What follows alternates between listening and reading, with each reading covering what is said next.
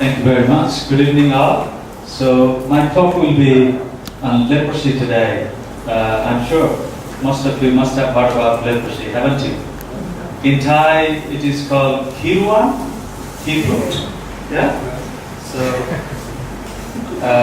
my background is, as Matt said, I'm a medical doctor. Well, we did some stigma study in leprosy, but I do not claim to be a leprologist. So I have limited knowledge on leprosy as a whole. But I've done some stigma study. We'll be talking about stigma in leprosy. So before we start, leprosy is one of the oldest diseases in the history of medicine. So I would like to talk about a bit about history of leprosy. This is a hospital in Bergen, Norway, St. George's Hospital in Norway.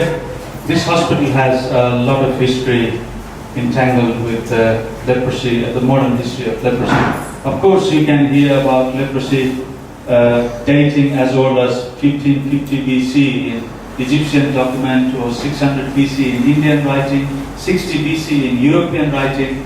So, but today I'm going to talk about the modern history of leprosy. How did it start from Norway? So, St. George's Hospital, Bergen, Norway has a lot to do with the modern history of leprosy. So what happened was, I have it here.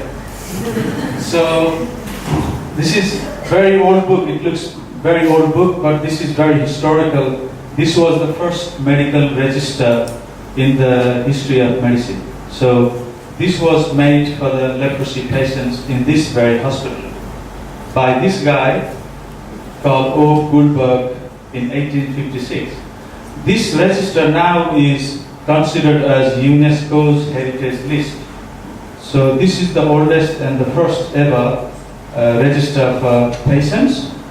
And this book stands as one of the main epidemiological source which discourse the treatment of leprosy.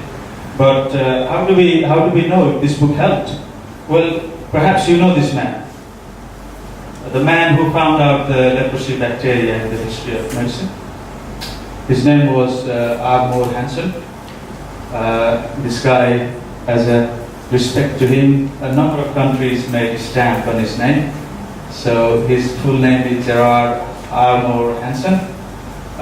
This guy, in 1873, identified leprosy bacilli under his microscope. Therefore, you can see him looking at bacteria until now in the slide, though. So this guy, even though he is very well known for identifying these bacilli for the first time in the history of medicine, he relied most of his finding from this medical registry book. Even though he found out the bacilli, he could not find out other bacilli from all the patients who were admitted in this hospital. Therefore, his claim that leprosy was infectious was limited because he could not isolate the leprosy bacilli in other patients. In the meantime, around 1870s, another guy from Germany, Neisler, came to help him to identify this bacteria. So they tried a lot, they could not. 6 years later, this guy called Neisler, who went to Germany and identified the bacteria. And he started publishing a lot of papers. But then Hansen got very disappointed. I found it out. And he's got publication. So you know, conflict of interest is not a new thing. 1873, I'm talking about it. So what happened? Hansen got disappointed, but it has a lot of ramifications. Poor Hansen was prompted to do something, such as experiment. So what he did, he took a severe leprosy patient and took out the infected samples and took that infected samples to a mild leprosy patient, inoculated into the eyes. This is called Hansen's trial. Have you heard of it? It was heavily condemned. They sentenced him. So the penalty was he could no longer practice in St. George's Hospital. But he still remained as chief medical officer, mainly as manager. So this is a bit of a history of leprosy, how it was identified and how it went on. But how did he claim from this medical book that it was an infectious disease? while he could not isolate the bacilli from other patients. Interesting, isn't it?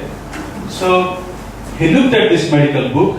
Previously, until 1868, all the physicians or the doctors who were working in this hospital, they strongly believed that leprosy is a hereditary disease. And in the Bible you can read it, it's a curse, it's a sin, isn't it? All sort of beliefs surrounding leprosy. But this guy somehow looked at this medical book and found out that none of the patients with the hereditary linkages had leprosy. Rather, it was around the cluster who were staying together. This particular point made him to believe that it was infectious disease. But this point was not believed by the government, rest of the doctors. So he really struggled a lot. Until 1978, he went on to push forward this bill to the government of Norway.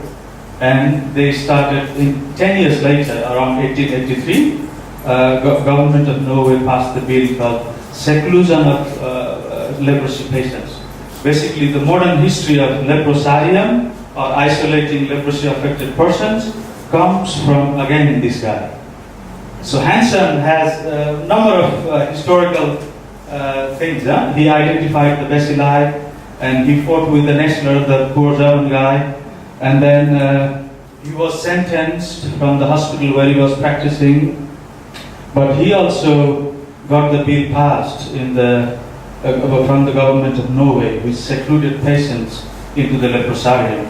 And this was adopted by many other countries, including East India Company, where India had a lot of leprosy patients. They also secluded, and the rest of the other countries started secluding as well. This is where the modern history of leprosy begins. Now let's go on. Now I know.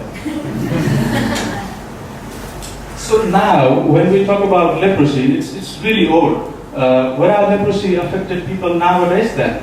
So not many countries have leprosy these days. 3 of these red marked countries, India, Brazil, and Indonesia, has 80% of new cases in 2015. And rest of the others in yellow, they constitute totally, together with these red countries, constitute 94% of cases. So let's talk about how is leprosy transmitted and the clinical features of leprosy. It's very simple. Leprosy is transmitted by this small little bug, Hansen identified, but it's one of the least contagious disease in the history of infectious medicine. While people believe that it is highly transmissible, highly contagious, highly infectious, those are not true.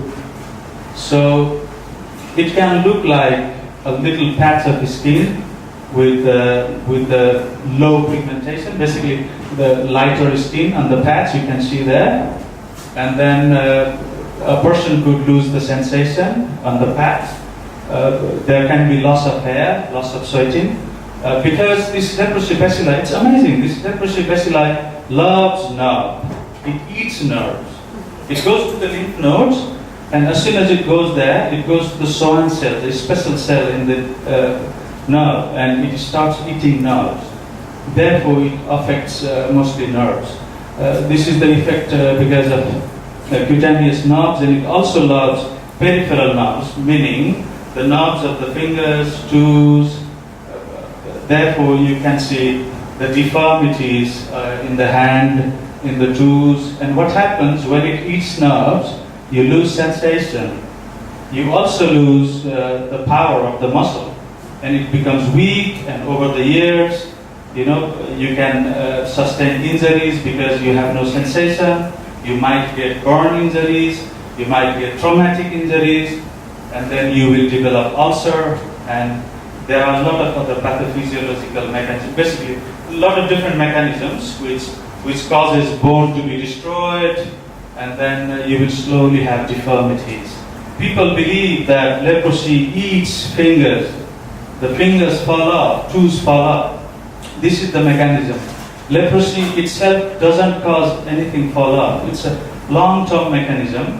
When nerve is eaten, there's loss of sensation, and you will sustain injuries, and over the period of many years, when you do not go to hospital, then you might lose fingers and toes. So you also might see the classical, if you see here in this picture, you see the person has lost the part of the finger, and you could also see patches like on the cheek, or you could also see swelling of ears. Yeah. In the classical text of leprosy, you may also see loss of hair on the eyebrows. Well, the literature, even though hasn't substantiated the evidence, it looks like leprosy bacteria loves the lower temperature body parts. Earlobe, the eyebrows, nose, and the fingers, toes. Therefore, literature also says leprosy bacteria is easy to grow in armadillos, 9-banded armadillos. So, but is it difficult to treat? No. It's really simple. It's very easy to treat. This is one of the easiest diseases to be treated nowadays. Not until 1950s though, when Cargill in Louisiana, one of the scientists found out this medicine called Dapsone was very, very effective. But the problem was, just like anti-malarials, it got resistance because it was used alone. So in 1970s, scientists thought again, what should be done? And not until 1981, WHO came up with the multi-drug treatment after the famous clinical trial in Malta. So they started multi-drug, clofazimine, rifampicin, and dapsone together. And this is one of the most effective medicine for leprosy. Up to 94% of cure. So the least cure rate has been found at 77%. So this is very effective. So let's move on. But one thing I forgot to tell you, especially the joke about it. So you see this patch. These patches are sometimes common in the back or the buttocks. The problem is, in our bathroom, we often do not have mirror. So you better have mirror as well. So, yeah. Next one. I did a study in stigma related to leprosy in Nepal. My friend Niels Keller, who is now in Norway, did a study in Thailand. We tried to do one more study in Myanmar. We failed, but stigma, as you know, it comes under the subject of humanities. For us, Trump has cut down the funding of humanities. He said it's not needed. It's, you can cut down. You better measure your finger size. I don't know. He might have bigger. I don't know. So anyway, stigma. Well, there are three kinds of stigma: direct discrimination, perceived discrimination, and then internalized stigma. All three different stigma can act together. An act of violent thoughts or discrimination to somebody is the direct discrimination. A person may feel the discrimination from the society, family members, or friends is perceived discrimination, and internalized is kind of long-term discrimination process which happens on and on and can lead to depression, isolation, and self-isolation as well. So why did I show this picture here? It has classical signs of leprosy, where the fingers have fallen and the lady is behind the cage.